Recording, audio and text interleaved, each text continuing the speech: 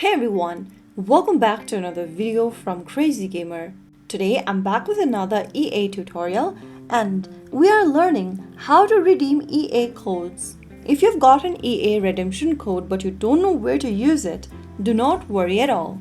I'll show you the step-by-step how to redeem EA codes quickly and correctly. First of all, launch open a web browser and type in ea.com inside the URL box.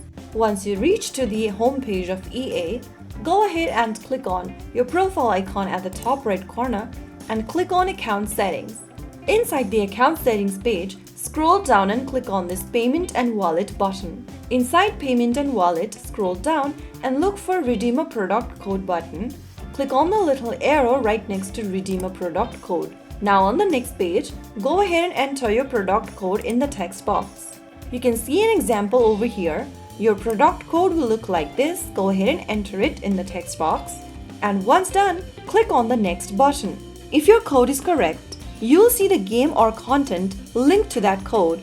Follow through the instruction and confirm your email or confirm your transaction, and you'll then be able to redeem your code right away online.